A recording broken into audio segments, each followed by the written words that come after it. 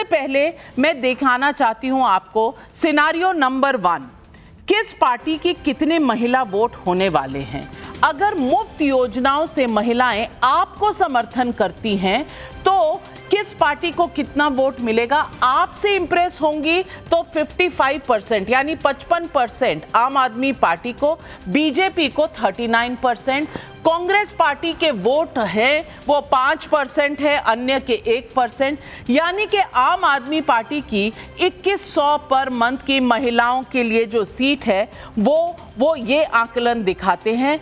ये बता दो इस वक्त कि ये जो सीटें हैं ये हम इस टाइम बता रहे हैं जब बीजेपी ने अपना ऐसा कोई भी फ्रीबी नहीं दिया है। पहले तो आम आदमी पार्टी की जो योजनाएं हैं उसमें 55% अगर महिलाएं उनके साथ जाते हैं तो पूरी की पूरी अगर पुरुष वोटों की संख्या देखी जाए तो आम आदमी पार्टी 48%, बीजेपी 42%, 8% कांग्रेस, अन्य 2%, यानी कि पुरुषों की संख्या अगर देखी जाए तो उसमें भी आम आदमी पार्टी को एडवांटेज है। और ये पूरा अगर वोट शेयर देखें, अगर महिलाएं जाती हैं, पुरुष पहले ही आम आदमी पार्टी के फेवर में है तो लगभग 51.2 यानी 51.2 वोट शेयर आम आदमी पार्टी को आएगा और लगभग 40.5% का वोट बीजेपी की तरफ, कांग्रेस लगभग 6.5% पर, अन्य 1.5% पर।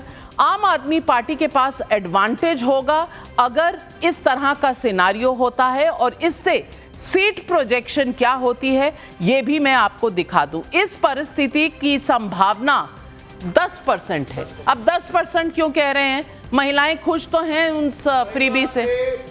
55% अभी आम आदमी पार्टी का नहीं है। क्रिसमस टाइम पे दिसंबर 20 टू दिसंबर 25 उस तरफ पे 55% है। हर दिन थोड़ा नीचे जा रहा है, महिला वोटर थोड़ा नीचे जा रहा है, सिनारियो 2 के जा रहा है। और बीजेपी मध्य प्रदेश और छत्तीसगढ़ और उड़ीसा और महाराष्ट्र पे महिला के अमाउंट दे दिया, दिल्ली के दे रहा है, is what is my conviction.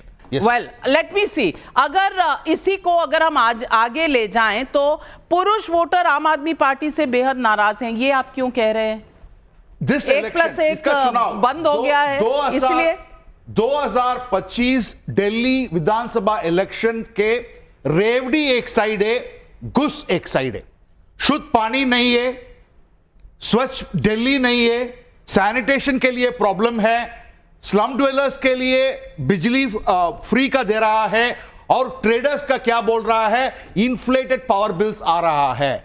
So sanitation अच्छा नहीं है, सूवेज अच्छा नहीं है, शुद्ध पानी नहीं है, स्वच्छ दिल्ली नहीं है। इसके लिए जेंट्स और मेल और moving towards BJP and anger is brimming. मेरे हिसाब से अपनी जो पूरी तरह की सीटें हैं इस तरीके से, लेकिन परिस्थिति 2 अगर हम देखें, परिस्थिति 2 में बीजेपी भी अनाउंस करती है महिलाओं के लिए कोई फ्रीबीज, कोई स्कीम, जैसे लाडली बहन उन्होंने किया है मध्य प्रदेश में, छत्तीसगढ़ में, फिर महाराष्ट्र में। अगर ट्रैक रिकॉर्ड देखा जाए तो शायद महिलाएं इंप्रेस होंगी और इसमें 45% मिलेंगे बीजेपी को वोट और आम आदमी पार्टी का महिला वोट 50% पे आ जाएगा। अगर ऐसा होता है तो आगे क्या होगा? पुरुषों का भी अगर हम वोट देखें तो पुरुषों में लगभग बराबर है, 45% आम आदमी पार्टी को और बीजेपी को भी 45%, और ओवरऑल अगर आप देखें तो टक्कर बहुत कड़ी हो जाती है, 47.3% आम आदमी पार्टी को और लगभग 45% चली जाती है बीजेपी को। तो बीजेपी के लाडली बहना जैसे वादों वाली कोई संभावना अगर होती है तो बीजेपी की एडवांटेज बढ़ने का और आम आदमी पार्टी की तरफ से विमेन वोटर्स को खींचने का एक प्रोबेबिलिटी बढ़ जाती है। तो ये सिनारियो हमने आपको दिखाया, तब वोट शेयर कैसे होंगे। एक तीसरा सिनारियो है और इस तीसरे सिनारियो में हम देखना चाहते हैं कि कांग्रेस क्या करती है। अगर कांग्रेस और बीजेपी बेहद मजबूती से लड़ती हैं अपनी अपनी जगह, मैं नहीं कह रही कि कोई जुगलबंदी है, लेकिन अरविंद केजरीवाल को ऐसा क्यों लग रहा है कि कोई जुगलबंदी है? वो इसलिए लग रहा है कि अगर दोनों अच्छा लड़ते हैं तो एक स्विंग फैक्टर आता है, और स्विंग फैक्टर अगर कांग्रेस 7.5% के करीब वोट लाती है तो ये स्विंग फैक्टर जो है आम आदमी पार्टी को कुछ दुख दे सकता है, क्योंकि बीजेपी के वोट अपनी तरफ और आम आदमी पार्टी के वोटों से क्या बीजेपी काटेगी, क्या कांग्रेस आम आदमी पार्टी के वोट काटेगी, ये एक बड़ा फैक्टर हो सकता है। इसीलिए जो ये 7.5% का जो वोट है ये कहीं ना कहीं बहुत क्रूशियल स्विंग फैक्टर है, इसीलिए इसको हम एक्स फैक्टर कह रहे हैं।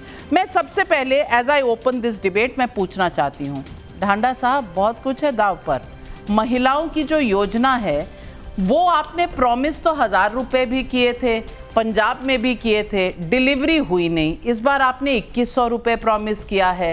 अब महिलाएं थोड़ा सा आपको क्रिटिकली देख रही हैं कि आप कहते हैं पर देते नहीं, एक ये सवाल है। और अगर बीजेपी लाडली बहन जो ट्राइड टेस्टेड उनका फॉर्मूला अगर वो लेकर आती है तो कहीं ना कहीं हम मुश्किल में तो नहीं पड़ जाएंगे? नहीं, देखिए मुझे नहीं लगता है, अरविंद केजरीवाल जी की क्रेडिबिलिटी अच्छी है और दिल्ली की महिलाएं उस पर यकीन करती हैं, आपने नंबर्स में भी देखा। पर मुझे जो उसके बाद की सेकंड और थर्ड सिनेरियो दिखाए गए, मुझे लगता है कि वो डाटा एनालिसिस से ज़्यादा वो सजेशंस हैं भारतीय जनता पार्टी के लिए कि भाई कुछ कर लो तभी तुम्हारा भला होगा, नहीं तो तुम्हारा भला होने वाला नहीं है। आज की परिस्थिति में अरविंद केजरीवाल जी बहुत आगे हैं। पूरी दिल्ली के माइंड में आज के दिन में जो सवाल चल रहा है वो पूरी दिल्ली के माइंड में ये सवाल है, ये महिलाएं हों पुरुष हों, ये आज के दिन में ये सवाल पूछ रहे हैं कि इस बारात का दूल्हा कौन है? भारतीय जनता पार्टी की बारात का बिना दूल्हे के बारात किसके घर जाके बैठेगी? कहां पे जाके कहेंगे कि शादी करनी है? दूल्हा तो है ही नहीं। गाली गलौज पार्टी से पूरी दिल्ली आज के दिन में ये सवाल पूछ रही है कि भाई कौन है आपका दूल्हा। और गाली गलौज पार्टी के अंदर देखिए, आज के दिन कल कह रहे थे ना जेपी नड्डा जी कि नहीं आपस में मिलके रहो, बीजेपी वालों को सलाह दे रहे थे। क्यों दे रहे थे? इनके अंदर आज के दिन कॉम्पिटिशन है।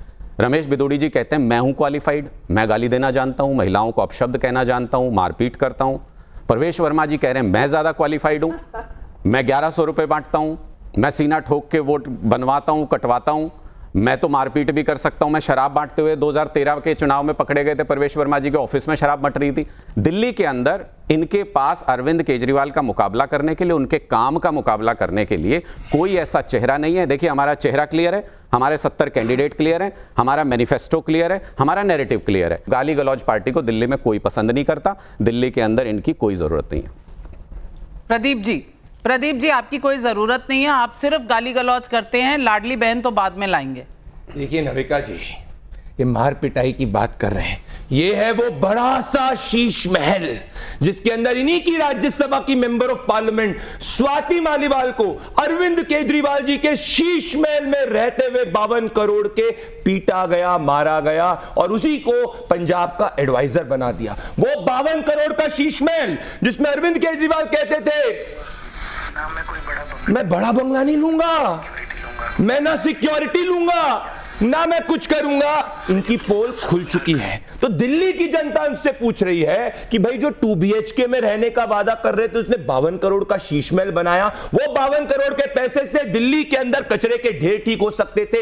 आपके साथ ही इंटरव्यू के अंदर नविका जी, मैं आपके शो को बहुत ज्यादा तरीके से देखता हूं जैसे देश की जनता देखती है। अरविंद केजरीवाल ने कहा था यमुना अगर मैंने साफ नहीं की तो मुझे वोट मत देना। टाइम्स नाउ के सबमिट के अंदर कहा था भाई यमुना साफ नहीं हुई। दिल्ली की जनता टाइम्स नाउ को बहुत क्लोजली देखती है, वो बहुत समझदार है और इसीलिए इन्होंने ना यमुना साफ करी। 10 साल में इन्होंने ना कचरों के ढेर को ठीक है, शीश महल बनाने का इनको कोविड में पैसा मिल गया, पर यमुना में सेंटर को ब्लेम कर देंगे। मैं आपसे कहना चाहता हूं भैया, यहां हमारे एलजी को ब्लेम करते हैं, सेंटर को ब्लेम करते हैं। पंजाब में 3 साल से सरकार है, एक महिला के खाते में 1 रुपया नहीं डाला। हम तो 90 लाख से ज्यादा महिलाओं के खाते में महाराष्ट्र में पैसे डाल रहे हैं, हम तो 40 लाख से ज्यादा महिलाओं के खाते में हरियाणा के अंदर पैसे डाल रहे हैं, हम तो मध्य प्रदेश में 1 करोड़ से ज्यादा महिलाओं के खाते में पैसे डाल रहे हैं। तो बिल्कुल बिल्कुल इनका चेहरा क्लियर है, भ्रष्टाचारी अरविंद केजरीवाल जी, जिनके खिलाफ दिल्ली की जनता वोट करेगी। अब मैं डेटा वाइज आना चाहता हूं। दिल्ली में 80 लाख से ज्यादा पुरुष वोट है और 70 लाख से ज्यादा इस बार इलेक्शन कमीशन के डेटा के हिसाब से विमेन वोट है। अगर मैं 52-53% का भी कट ऑफ ले लूं तो 12 लाख का तो डिफरेंशियल ऑलरेडी है। तो जो स्क्यूड महिला वुमेन का जो झारखंड के अंदर होता है वो दिल्ली के अंदर होता नहीं है। ये सर्वे ये दर्शाता है कि अपवर्ड स्विंग पे हम हैं, डाउनवर्ड स्विंग पे ये है। और जैसे हरियाणा के अंदर 72 घंटे पहले तक सब लोग कह रहे थे कि भाई कांग्रेस पार्टी जीतेगी, कोई नहीं मान रहा था, पत्रकार कोई नहीं मान रहा था, पर जनता ने बोला नहीं कांग्रेस नहीं चाहिए, ऐसे ही ना आम आदमी पार्टी चाहिए, 90% सीट पे जमानत जब्त हो गई। वैसी दिल्ली कह रहा है आपदा नहीं चाहिए, भाजपा चाहिए।